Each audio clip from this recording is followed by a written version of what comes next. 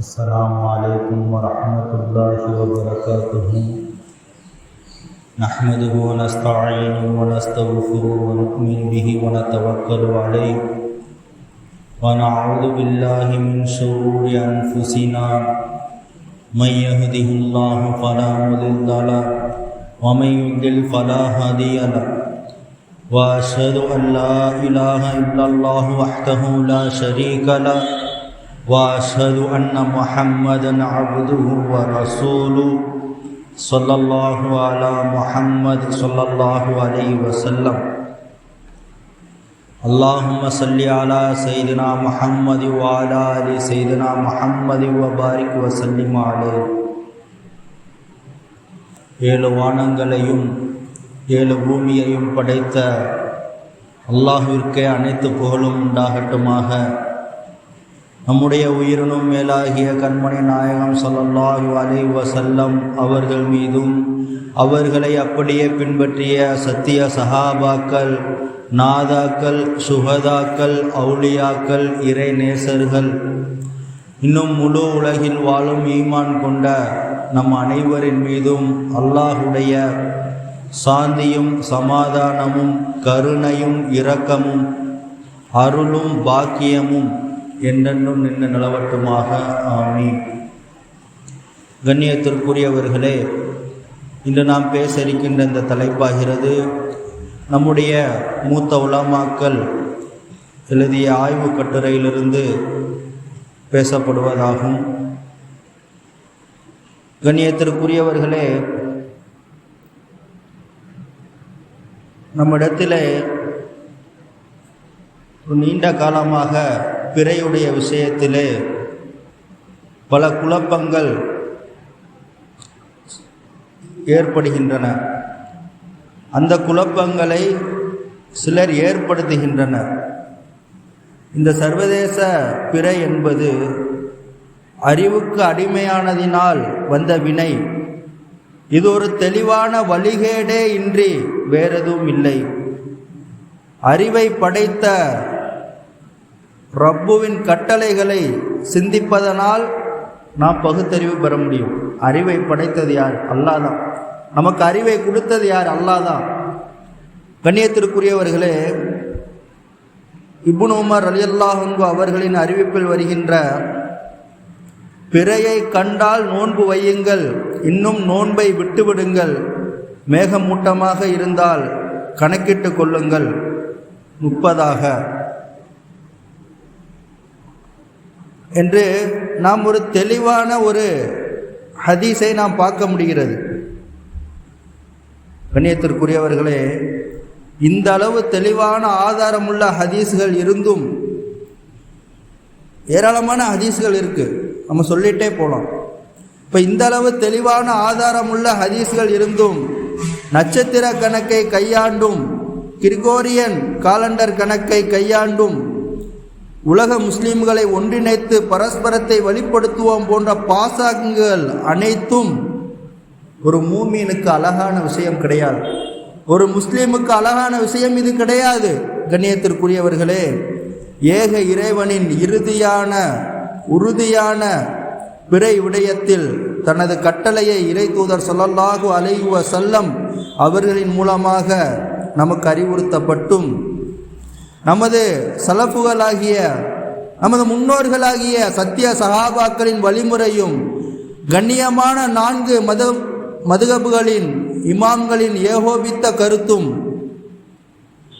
பிறையின் மாறுபட்ட உதிப்பு சரியே, எந்த நாடுகளில் பிறை தென்படுகிறதோ அங்கு முடிவெடுக்கப்பட வேண்டும் நோன்பு உண்டா இல்லையா என்று. எவ்வாறு தொழும் நேரம் ஒவ்வொரு நாடுகளிலும் மாறுபடுகின்றனவோ அதை நாம் ஏற்றுக்கொள்கின்றோம்.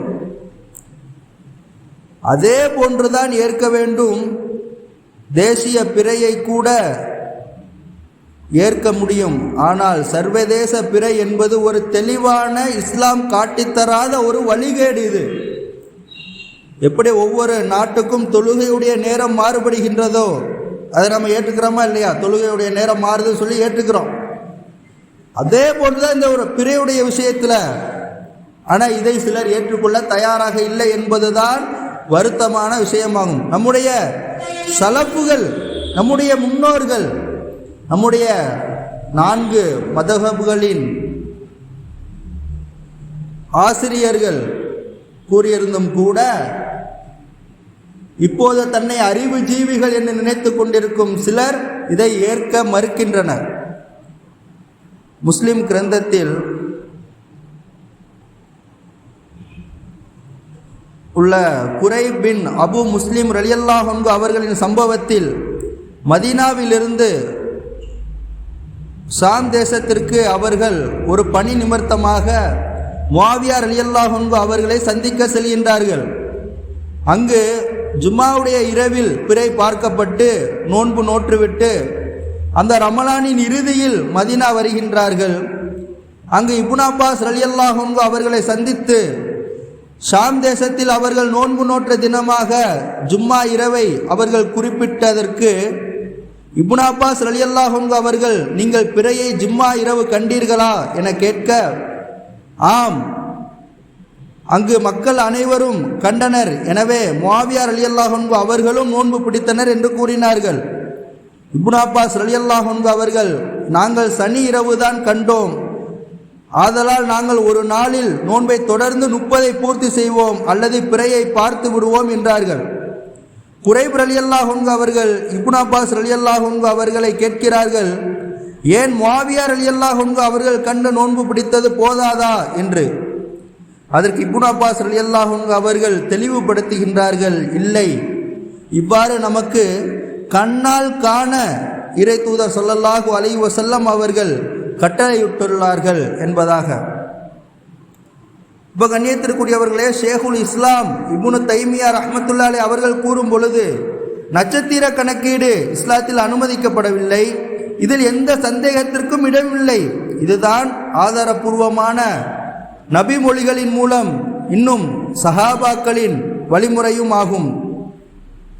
கண்ணியத்திற்குரியவர்களே, அப்போ நம்ம மேற்கூறப்பட்ட இந்த முஸ்லிம் கிரந்தத்திலிருந்து ஒரு ஹதீஸ் சொன்னோம் அல்லவா, அந்த ஹதீஸிலிருந்து விளங்கும் சில வழிகாட்டல்கள் என்னவென்றால், இந்த ஹதீஸை அறிவித்த இமாம் திர்மிதி ரஹ்மத்துல்லாஹி அலைஹி அவர்கள் இந்த சஹீஹான அறிவிப்பு ஒவ்வொரு நாட்டிற்கும் பிறை பார்க்க வேண்டும் என்பதற்கு வலுவூட்டுகின்றது என்றும், எந்த ஊரில் அதிகப்படியான மக்கள் ஜமாத்தாக ஒரு முடிவினை பிறை விடயத்தில் எடுக்கின்றார்களோ அதையே மற்றவர்களும் பின்பற்ற வேண்டும் என்றும் தங்கள் கிரந்தத்தில் குறிப்பிடுகின்றார்கள். எனவே தூரமாக இருந்த ஷாம் தேச பிறையை ஹிஜாஜ் பகுதியில் உள்ள இறைத்தூதர் ஸல்லல்லாஹு அலைஹி வஸல்லம் அவர்களின் தோழர்கள் ஏன் எடுத்துக்கொள்ளவில்லை? முஆவியா ரலியல்லாஹு அன்ஹு அவர்களின் கிலாபத்தில் ஷாம் அப்பொழுது ஒரே சாம்ராஜ்யத்தில் இருந்தது என்பதனையும் ஏன் இந்த சர்வதேச பிறைவாதிகள் சிந்தனை கொள்ளவில்லை என்றுதான் நாம் கேட்க வேண்டும். அப்ப அவர்களை விட நாம் இன்று அறிவு ஜீவிகளாக ஆகிவிட்டோமா? அதுபோன்று சர்வதேச பிறையை போதிப்பவர்கள் மக்களை இந்த விதத்தில் குழப்பத்தில் இட்டு விடுகின்றனர். அதாவது, நீங்கள் கண்டது பிறை அல்ல, பிழை, மிக பெரியது பாருங்கள், அறிவிற்கும் பொருந்தவில்லை நீங்கள் கண்ட பிறை என்று கூறுகிறார்கள். அல்லாஹ் பாதுகாக்க வேண்டும். சரியான பிறையின் அளவுகோல் பிறையின் அளவு சிறியதா அல்லது பெரியதா என்பதை வைத்தும் அல்ல என்பதை கீழுள்ள அறிவிப்பை தலைப்பாகவே இமாம் நவவி ரஹ்மத்துல்லாஹி அலைஹி அவர்கள் முஸ்லிம் கிரந்தத்தில் சுட்டிக்காட்டியுள்ளனர். மற்றும் ஒரு ஆதாரபூர்வமான அறிவிப்பு முஸ்லிம் கிரந்தத்தில் அபுல் பக்தரி என்ற சயீத் பின் அல் புரோஸ் அவர்கள் மூலம் அறிவிக்கப்பட்டுள்ள ஒரு சம்பவம் உள்ளது. நாங்கள் உம்ரா செய்வதற்காக சென்றோம். நஹ்லா என்ற இடத்தை அடைந்த பொழுது பிறை காண சிரமப்பட்ட பொழுது சிலர் 3ஆம் நாள் என்றனர், சிலர் இல்லை 2ஆம் நாள் என்றனர். அதை இப்னு அப்பாஸ் ரலியல்லாஹு அன்ஹு அவர்களை வைத்து கேட்டோம். அதற்கு இப்னு அப்பாஸ் ரலியல்லாஹு அன்ஹு அவர்கள் வினவினார்கள், எந்த இரவில் கண்டீர்கள் என்று. நாங்கள் கூறினோம், இந்தந்த இரவென்று. அதற்கு அவர்கள், இறைத்தூதர் ஸல்லல்லாஹு அலைஹி வஸல்லம் அவர்கள் கூறியிருக்கின்றார்கள், அதாவது உங்கள் பார்வைக்காக அல்லாஹ் அதை நீட்டி கொடுத்தான், எந்த இரவில் நீங்கள் கண்டீர்களோ அதுதான் பிறை என்று. அன்று இன்று போல் ஒரே வீட்டில் 2 பெருநாட்களை அவர்கள் நம்மை போல் கொண்டாடவில்லை. ஆதலால் நாம் என்ன செய்யக்கூடாது, இந்த ஒற்றுமையில் எந்த ஒரு பாதிப்பும் நமக்கு வந்துடக்கூடாது. எனவே பிரச்சனை நாடுகளின் எல்கைகள் அல்ல, பிறை தென்பட்டு அதை பார்ப்பதுதான், பிறையை பார்ப்பதுதான். கண்ணியத்திற்குரியவர்களே, ஒரே இறைவன், ஒரே தூதுவர், ஒரே மார்க்கம், ஒரே சர்வதேச பிறை என்று நம்மை நாமே குழப்பிக் கொள்ளக்கூடாது. எங்கு பிறை பார்க்கப்பட்டதோ அங்கு அதை வைத்துதான் நாம் முடிவு செய்ய வேண்டும்.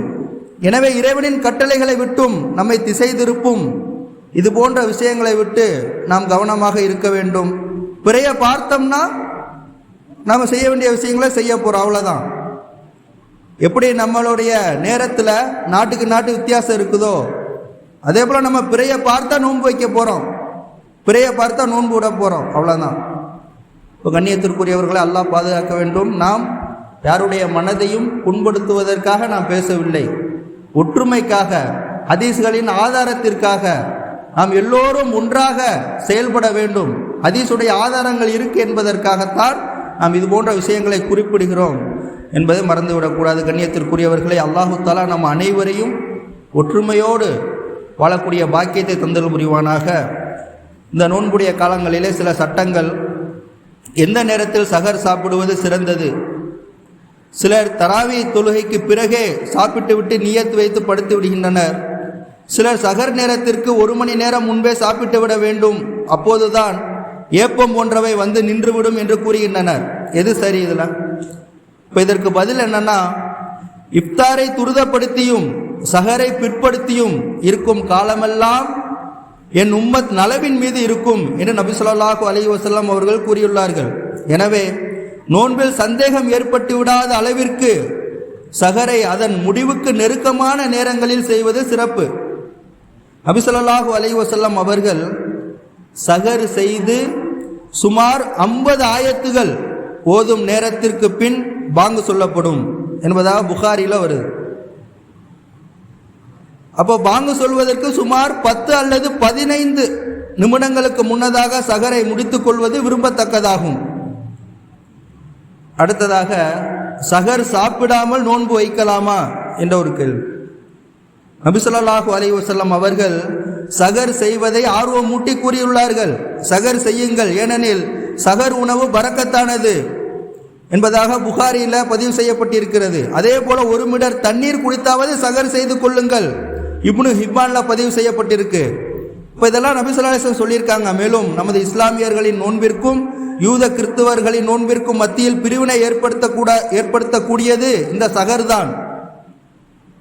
இது முஸ்லீம்ல பதிவு செய்யப்பட்டிருக்கு. அப்போ இது போன்ற விஷயங்களை நம்ம கவனத்தில் கொள்ளணும். எனவே முடிந்த மட்டில் அந்த சஹருடைய விஷயத்தை நம்ம தப்பவே விடக்கூடாது. சஹருடைய சாப்பாடு சாப்பிட்டு தான் நம்ம நோன்பு வைக்கணும். என்றாலும் ஏதேனும் ஒரு சந்தர்ப்பத்தினால் நாம் கண்ணை இருந்து தூங்கிட்டோம், சஹர் சாப்பிட முடியல, சஹர் வைக்க முடியலை, கண்ணை இருந்து விடுவது போன்ற காரணத்தால் சஹர் செய்ய முடியாமல் போய்விட்டாலும் நியத்து வைத்து விட்டால் நோன்பு கூடிவிடும்.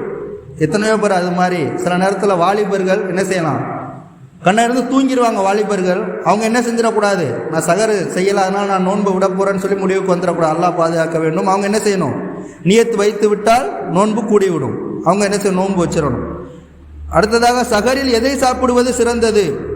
சஹரில் தத்தமது பகுதி உணவில் எதையும் சாப்பிட்டோ குடித்தோ சஹர் வைத்து கொள்ளலாம். ஆனாலும் பெருமானார் நபி ஸல்லல்லாஹு அலைஹி வஸல்லம் அவர்கள் மூமினின் சிறந்த சஹர் உணவு பேரித்தம்பழங்களாகும் என்று கூறியிருப்பதால் அதை சஹர் உணவாகவோ அல்லது உணவின் ஒரு பகுதியாகவோ ஆக்கிக் கொள்வது சிறப்பாகும். நேரம் கால அட்டவணைகளை பின்பற்றலாமா என்ற ஒரு கேள்வி. இப்போ சஹர், இஃப்தார், தொழுகை போன்ற செயல்கள் அனைத்தும் சூரியனின் உதய மறைவு, சுபு சாதி போன்ற அடிப்படையில் மார்க்கத்தில் அமைக்கப்பட்டுள்ளது. இதை அறிந்தோர் இருப்பது மிக அவசியமாகும். எனினும் இதை அறிந்த சான்றோர்களால் தயார் செய்யப்பட்ட அட்டவணைகள் மீது நம்பிக்கை கொள்வது அவர்களை நேரடியாக கண்டு சொல்லும் செய்தியின் அந்தஸ்தில் உள்ளதாகும். எனவே அதன் பிரகாரம் அமல் செய்வது ஏற்றுக்கொள்ளக்கூடியது, ஆகமானதுதான். அடுத்ததாக, சஹர் முடிவு நேரம் என்ற அட்டவணையில் உள்ளது. அந்த நேரத்திற்கு 10-20 நிமிடங்கள் கழித்துதான் பாங்கு சொல்லப்படுகிறது. சிலர் பாங்கு சொல்லும் வரை சாப்பிடலாம் என்று கூறுகின்றனர். இது சரியா? சஹரின் முடிவு நேரம்தான் சுபுவின் ஆரம்ப நேரம். எனவே சகர் முடியும் அந்த சுபுகின் ஆரம்ப நேரத்திலே பாங்கு சொல்லப்பட்டால் பாங்கு வரை சாப்பிடலாம். ஆனால் சுபுகின் நேரம் வந்து 10-20 நிமிடங்கள் கழித்தே பாங்கு சொல்லப்படும் இடங்களும் இருக்கின்றன. அந்த இடங்களில் நாம் பாங்கு வரை சாப்பிடக்கூடாது. சாப்பிட்டால் நமக்குடைய நோன்பே உண்டாகாது, நோன்பு ஏற்பட்டு விடாமல் ஆகிவிடும். அதே போல மேலும் சுபு சாதிக்கின் ஆரம்பத்திலே பாங்கு சொல்லப்படுகிறது என்று இருந்தாலும் நபி ஸல்லல்லாஹு அலைஹி வஸல்லம் அவர்கள் சகர் செய்து சுமார் 50 ஆயத்துகள் ஓதும் நேரத்திற்கு பின் பாங்கு சொல்லப்படும் என்று ஹதீஸில் வருவதால் சுமார் 10 அல்லது 15 நிமிடங்களுக்கு முன்னதாக சகர் முடித்துக் கொள்வது விரும்பத்தக்கதாகும். அப்போ நம்ம சகர் முடித்து ஒரு 10-15 நிமிடம் முன்னதாக நம்ம சகர் செஞ்சிடணும். அதாவது ஒரு 50 ஆயத்துகள் ஓதும் அளவிற்கு இன்ஷா அல்லாஹ்.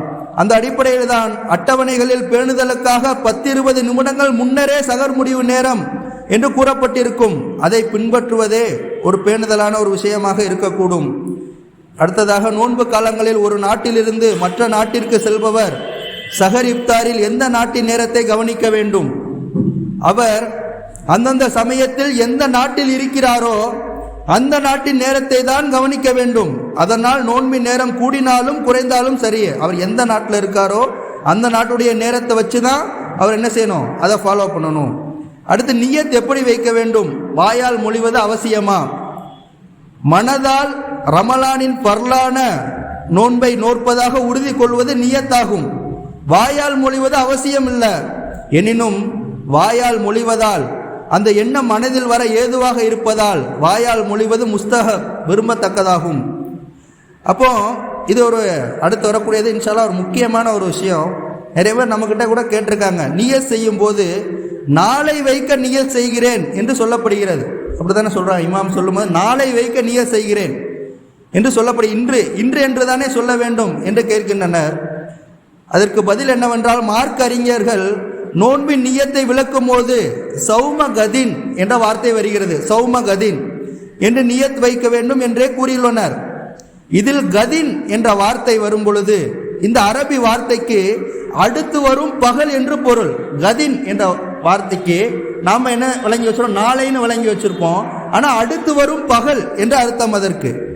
அப்போ நோன்பை இரவில் நியத் செய்யப்படுவதால் அடுத்த பகல் நோன்பு இருப்பதாக நியத் செய்யப்படுகிறது. இதனை தமிழ் படுத்திய தமிழ் அறிந்த ஆலிம் பெருந்தகைகள் நாளை என்று தமிழ் படுத்தியுள்ளனர். தமிழில் நாளை என்றால் பகலில் என்று பொருள். ஆக நாளை என்று சொல்லி நியத் வைத்து நோன்பு வைப்பதன் மூலமும் நோன்பு உண்டாகிவிடும். அதே போல நோன்பு நியத் எப்போது வைக்க வேண்டும்? தராவிற்கு பிறகு உறங்கும் முன் நியத் வைக்கலாமா? பதில், இரவின் ஒரு பகுதியில் நோன்பு நியத் வைக்க வேண்டும். எனவே தராவிக்கு பின்பும் உறங்கும் முன்பும் நாளை நோன்பு பிடிப்பதாக நியத் வைக்கலாம். சஹருடன் நியத் செய்வது மிக ஏற்றமானதாகும். அடுத்ததாக, ஒருவர் இரவில் நியத் வைக்கவில்லை. அவர் கண் விழிக்கும் போது சூரியன் உதயம் ஆகிவிட்டது, நியத் வைக்க மறந்துட்டார். இரவுல அவர் நியத் வைக்கல. இப்போ சூரியன் உதயமாகிவிட்டது என்றால் அவர் எவ்வாறு நோன்பு நியத் வைப்பார்? அதுக்கு பதில் என்னவென்றால், ஹனபி மதபின்படி ஒருவர் சுபு சாதியிற்கு பின்பு நோன்பை முறிக்கும் காரியங்கள் ஏதும் செய்யாமல் இருப்பின், நோன்பை முறிக்கக்கூடிய காரியங்கள் இருக்கு, அந்த காரியங்கள் செய்யாமல் இருப்பின் அவர் நண்பகலுக்கு சற்றேறக்குறைய 40 நிமிடங்களுக்கு முன்பு வரை நோன்பு இருப்பதாக நியத் செய்தால் நோன்பு கூடிவிடும். எனவே கேள்வியில் கண்டவர் நோன்பை முறிக்கும் காரியங்களில் ஈடுபடாமல் நோன்பை நியத் செய்து கொள்ள வேண்டும். இச்சட்டம் ரமலானின் பர்லான நோன்பிற்கும் நஃபிலான நோன்பிற்கும் பொதுவானதாகும். கலாவான நோன்பில் சுபு சாதிற்கு முன்பே நியத் வைப்பது அவசியமாகும். அப்போ ஷாஃபி மதப்படி பர்லான நோன்புகளில் இரவு பகுதியிலே நியத் வைப்பது அவசியமாதலால் மேற்கண்டவர் நோன்பு வைக்க இயலாது. ஆனால் அவர் நோன்பாளியை போன்று இருப்பது அவசியம். ஏன்னா நோன்புக்குன்னு ஒரு கண்ணியம் இருக்கு. அப்போ நோன்பாளியை போன்று இருப்பது அவசியம். மேலும் அந்த நோன்பை கலா செய்வதும் அவசியம் என்பதாக கித்தாபுகளெல்லாம் பார்க்க முடியுது. இது போன்ற இன்ஷா அல்லாஹ் இந்த நோன்புடைய காலங்களில் நம்ம 10 கேள்வியாக இன்ஷா அல்லாஹ் நம்ம பார்க்கலாம். அல்லாஹு தஆலா நம்ம அனைவரையும் இந்த நோன்புடைய காலகட்டத்திலே முதலாக ரமலானை அடையக்கூடிய பாக்கியத்தை நம்முடைய அனைவருக்கும் அல்லாஹு தஆலா தந்தருள் புரிவானாக. இன்னும் நோன்புடைய காலகட்டங்களில் அதிகமாக குரான் ஓதக்கூடிய பாக்கியத்தை, அதிகமாக திக்ர் செய்யக்கூடிய பாக்கியத்தை, அதிகமாக நம்முடைய மறுமை விஷயத்திற்காகவும், நம்முடைய முன்னோர்கள், நம்முடைய சொந்த பந்தங்கள் கபரில் அடங்கியிருக்கிறார்களே அவர்களுக்காகவும், இன்னும் இந்த உம்மத்திலே ஏற்படக்கூடிய குழப்பங்கள் தீர வேண்டும் என்பதற்காகவும் அதிகமாக துவா செய்யக்கூடிய நல்ல அடியார்களாக நம்மை அனைவரையும் அல்லாஹு தஆலா ஆக்கி அருள் புரிவானாக. இன்னும் நம்முடைய சந்ததிகளையும் முஸ்லிம்களாக பிறந்து முஸ்லிம்களாக மரணிக்கக்கூடிய பாக்கியத்தை தந்தல் புரிவானாக. இன்னும் யாரெல்லாம் வயோதிக காலத்திலே சிரமப்பட்டிருக்கிறார்களோ அவர்களுடைய நோயை போக்கி அவருடைய ஆரோக்கியத்தை தந்தல் புரிவானாக. அவர்களையும் ரமலானுடைய இந்த காலகட்டங்களிலே அதிகமாக அமல் செய்யக்கூடிய பாக்கியத்தை இந்த ரப்புல் ஆலமீன் தந்தல் புரிவானாக. நம் அனைவரிடத்திலும் அல்லாஹு தஆலா ஒற்றுமையை ஏற்படுத்தி நம்முடைய சிந்தனைகளை ஒன்றுபடுத்துவானாக, நம்முடைய அறிவை ஒன்றுபடுத்துவானாக, தீனுடைய விஷயத்திலே நலவை ஏற்படுத்துவானாக, தீனுடைய விளக்கத்தை நம் அனைவருக்கும் தந்தல் புரிவானாக. ஆமீன். வாஹிர தவானா அல்ஹம்துலில்லாஹி ரப்பில் ஆலமீன். அஸ்ஸலாமு அலைக்கும் வரஹ்மத்துல்லாஹி வபரகாத்துஹு. சுன்னத்துல்லாஹி சுன்னத்துல்லாஹி.